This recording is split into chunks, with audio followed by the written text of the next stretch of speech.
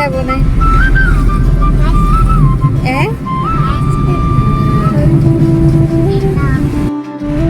Hello, എങ്ങോട്ടാ പോണേ?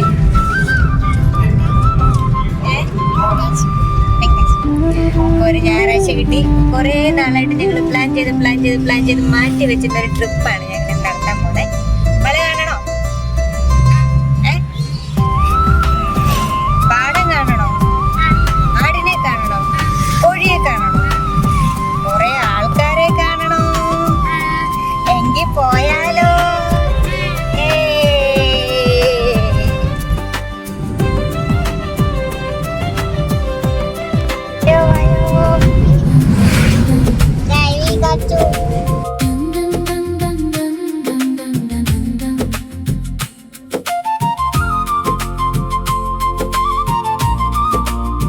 അപ്പോൾ ഒരു ഞായറാഴ്ച കിട്ടിയപ്പോൾ ഞങ്ങൾ പ്രത്യേകിച്ച് പ്ലാനൊന്നും ഇല്ലാതെ ഇറങ്ങിയതാണ്. തെങ്കാശി വരെ പോകണം.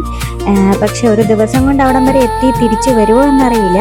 അപ്പോൾ നമ്മുടെ മുന്നിൽ ഈ ഒരു ദിവസം നമുക്ക് പറ്റുന്ന അത്രയും സ്ഥലങ്ങൾ കണ്ട് തിരിച്ചു വരിക, അതാണ് നമ്മുടെ ഒരു ലക്ഷ്യം. നമ്മൾ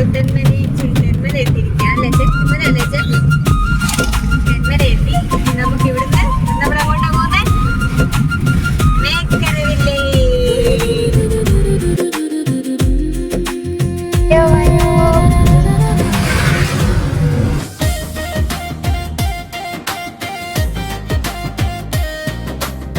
അങ്ങനെ പോണ വഴിയിൽ നമ്മൾ മേക്കര വില്ലേജിലേക്കുള്ള വഴിയിലെ ഇടയിൽ നമ്മൾ കണ്ട ഒരു സ്ഥലമാണേ. ഒരു വെള്ളച്ചാട്ടവും കുഞ്ഞു വെള്ളച്ചാട്ടവും ഒരു കുഞ്ഞരുവിയാണ്. നല്ല ഭംഗിയാണ് ഈ സ്ഥലം. കുറച്ച് നേരം ഞങ്ങൾ അവിടെ സ്പെൻഡ് ചെയ്തതിന് ശേഷമാണ് നമ്മൾ മേക്കര വില്ലേജിലേക്കുള്ള നമ്മുടെ യാത്ര തുടങ്ങിയത്. നമ്മൾ ഇനിയിപ്പോൾ പോകാൻ പോകുന്നത് റീൽസിലൂടെയൊക്കെ വളരെ ഫേമസ് ആയ മേക്കര വില്ലേജിലേക്കാണ്.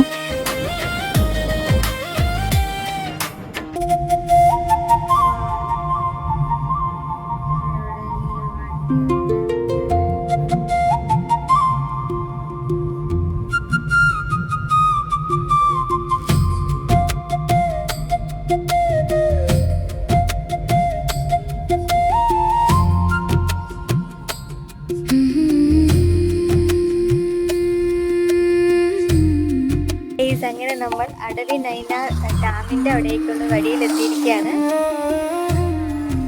മേക്കര ഗ്രാമത്തിലേക്കാണ് നമ്മളിപ്പോൾ പോകേണ്ടത്. അങ്ങോട്ടേക്ക് പോണ വഴിയാണിത്.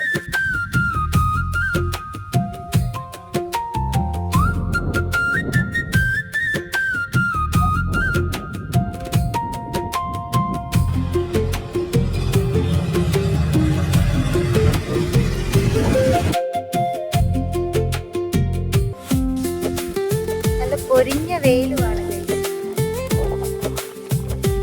പൊരിഞ്ഞ വെയിലിട്ട് പുറത്തിറങ്ങാൻ പറ്റാത്തല്ല.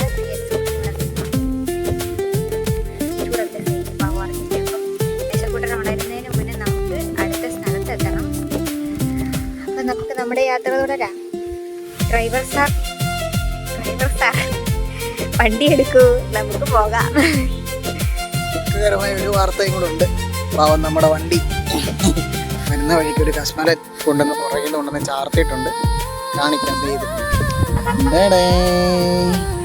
ഇതില് ഒരു ചേച്ചി അവിടെ നെല്ലൊക്കെ ഉണക്കുന്നുണ്ട്. നമുക്ക് മുന്നോട്ട് പോയി നോക്കാം.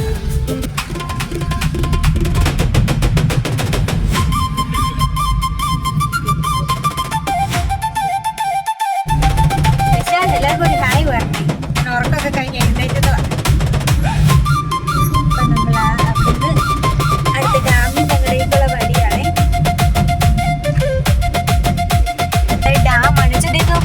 അവിടെ ദൂരെയായിട്ട് നമുക്ക് ആ ഡാം കാണാം. കണ്ടോ? പക്ഷെ വെള്ളമൊന്നുമില്ല. കുറെ ഭാഗത്തൊക്കെ നെല്ലിന്റെ കൊയ്ത്ത് കഴിഞ്ഞു. പക്ഷെ കുറെ ഭാഗത്തേക്ക് കൊയ്യാൻ എടുക്കണം.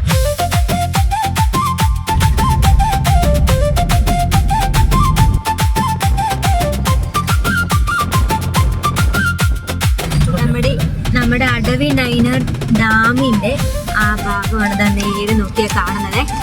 പക്ഷെ വെള്ളം സാധാരണ നമ്മൾ കാണുന്ന വീഡിയോസിലൊക്കെ ഇങ്ങനെ വെള്ളം ഒഴുകുന്നൊക്കെ ആയിട്ട് കാണാം. പക്ഷെ നമുക്ക് ഇപ്പോൾ ചൂടുകാലമായതിനാൽ അത് വെള്ളമൊന്നും ഇല്ല തോന്നുന്നു. സാധാരണ വീഡിയോസിലൊക്കെ ഇങ്ങനെ വെള്ളമൊക്കെ ഒഴുകി വരുന്നതാണ് ഈ സംഭവത്തിൽ. പക്ഷേ ഇപ്പോൾ ഇതിന്റെ അടിയിലൊക്കെ പോയ ആൾക്കാർ അറ്റം വരെ ഇറങ്ങാന്നൊക്കെയാണ് പറയുന്നത്. എന്തായാലും പോയി നോക്കാം വെള്ളം ഉണ്ടോ ഇല്ലെന്ന്. ഉണ്ടോ അതിന്റെ ആ ഒരു മൂട്ടില് മാത്രമേ വെള്ളത്തില്ല. പക്ഷെ മഴക്കാലത്തൊക്കെ ഇവിടെ വന്നു കഴിഞ്ഞാൽ അടിപൊളി സീനായിരിക്കും.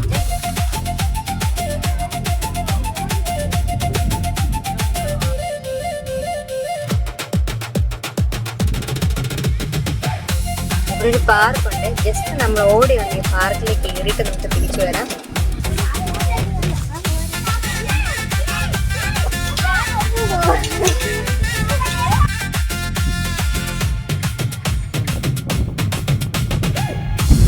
അങ്ങനെ മേക്കര വില്ലേജിൽ കുറച്ച് നേരം നമ്മൾ ചിലവഴിച്ചതിന് ശേഷം നമ്മൾ നേരെ പോയത് തിരുമലക്കോവിലേക്കാണ്. തമിഴ്നാട്ടിലെ ഒരു വലിയൊരു അമ്പലമാണിത്. ഒരു വലിയ കുന്നിന്റെ മുകളിലാണ്, വലിയൊരു മലയുടെ മുകളിലാണ് ഈ ഒരു അമ്പലം സ്ഥിതി ചെയ്യുന്നത്.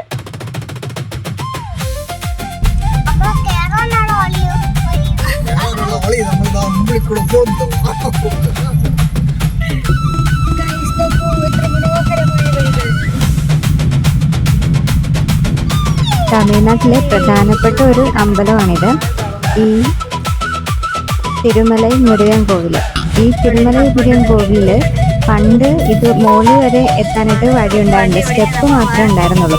അതും കുറഞ്ഞ സ്റ്റെപ്പൊന്നുമല്ല, 625ഓളം പടികൾ കയറി വേണം മുകളിലെത്താൻ വേണ്ടി. എന്നാൽ ഇന്ന് മുകളിൽ വരെ വണ്ടി എത്തുന്നത് വളരെ മനോഹരമായിട്ട് വഴിയൊക്കെ റെഡിയാക്കിയിട്ടുണ്ട് കേട്ടോ. ഏകദേശം കാറിന് 50 രൂപയും ബൈക്കിന് 20 രൂപയും കൊടുത്താൽ നമുക്ക് വണ്ടി ഈ അമ്പലത്തിൻ്റെ മുകളിൽ വരെ എത്തിക്കാം. അതിനുള്ള സൗകര്യങ്ങളെല്ലാം ഉണ്ട്. ഈ വഴി എന്ന് പറഞ്ഞാൽ വളരെ മനോഹരമായിട്ടാട്ടോ. ദൂരെ എന്ന് നോക്കിയാൽ നമുക്ക് അടവിനൈനർ ഡാമിൻ്റെ വിഷ്വൽസ് ഒക്കെ കാണാം. ഭയങ്കര കാറ്റുമാണ്, നല്ല രസമാണ്.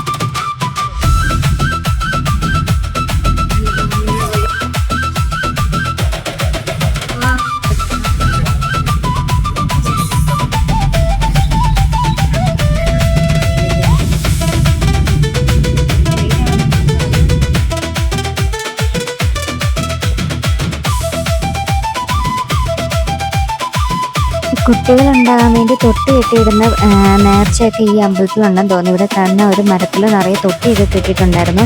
പിന്നെ ഏറ്റവും അത്ഭുതമായിട്ട് തോന്നിയെന്ന് പറഞ്ഞു കഴിഞ്ഞാൽ അതിൻ്റെ ആ ഒരു വലിയ പാറയുടെ മുകളിൽ നിന്ന് നിറയെ വെള്ളമായിട്ട് കിടക്കുന്ന ആ ക്ഷേത്രക്കുളം തന്നെയാണ്. ഇത്രയും ചൂടിൻ്റെ സമയത്തും ഇത്രയും വലിയൊരു കുന്നിൻ്റെ മുകളിൽ നിറയെ വെള്ളമായിട്ട് കിടക്കുന്ന അത്ഭുതം തന്നെയല്ലേ. എന്തായാലും അവിടുത്തെ കാഴ്ചകളെല്ലാം ഒന്ന് ഓടിച്ചു കണ്ടിട്ട് ഞങ്ങൾ വേഗം തിരിച്ചിറങ്ങി നമ്മളിനി നേരെ പോകുന്നത് സുന്ദരപാണ്ഡിപുരത്തേക്കാണ് കേട്ടോ. നമ്മുടെ സൂര്യകാന്തി പാടങ്ങളുടെ പേരിൽ പ്രശസ്തമായ നമ്മുടെ സുന്ദരപാണ്ഡിപുരം. അപ്പോൾ അവിടേക്കുള്ള യാത്രയുടെ മധ്യയിലാണ് നമ്മൾ അന്യം പാറ കണ്ടത്. നമ്മളവിടെ ഇറങ്ങിയില്ല, ഭയങ്കര വെയിലായിരുന്നു. അതുകൊണ്ട് തന്നെ അവിടെ ഇറങ്ങിയില്ല. ജസ്റ്റ് വണ്ടിയിൽ ഉള്ളിൽ നിന്ന് തന്നെ അതെല്ലാം ഒന്ന് കണ്ടിട്ട് നമ്മൾ അവിടെ നിന്ന് സുന്ദരപാണ്ഡിപുരത്തേക്ക് പോയി. ഈ സുന്ദരപാണ്ഡിപുരത്തേക്കുള്ള വഴികളൊക്കെ ഭയങ്കര മനോഹരമാണ് കേട്ടോ. നിറയെ കാറ്റാടിപ്പാടങ്ങളും പൂത്ത് വിളഞ്ഞു നിൽക്കുന്ന നെൽക്കതിരുകൾ നിറഞ്ഞ പാടങ്ങളും എല്ലാം മനോഹരമായിരുന്നു. സുന്ദരപാണ്ഡിപുരത്ത് ചെന്നപ്പോൾ പ്രത്യേകിച്ച് അവിടെ കാണാൻ ഒന്നും ഉണ്ടായിരുന്നില്ല. കാരണം സീസൺ കഴിഞ്ഞിരുന്നു. ജസ്റ്റ് ആ ഒരു വില്ലേജിലൂടെ ഇങ്ങനെ ഒന്ന് പോയി ഞങ്ങൾ തിരികെ ഇങ്ങ് പോരുമായിരുന്നു കേട്ടോ. തന്നെയല്ല നല്ല ചൂട്. എൽസക്കൂട്ടനെ ആകെ ടയേർഡായി. ഫുഡ് നമുക്ക് കറക്റ്റായിട്ടൊരു സ്ഥലം ഫുഡ് കഴിക്കാനും കിട്ടിയതില്ല. രാവിലെ ബ്രേക്ക്ഫാസ്റ്റ് എടുത്തുകൊണ്ട് പോയിരുന്നത് കൊണ്ട് അത് ഓക്കെ ആയിരുന്നു. അപ്പോൾ ഇത് നമ്മുടെ തെങ്കാശി വിശേഷങ്ങൾ ഇത്രയേ ഉള്ളൂ. ഇനി വേറൊരു വീഡിയോ ആയിട്ട് വീണ്ടും കാണാം. അതുവരെ ബൈ.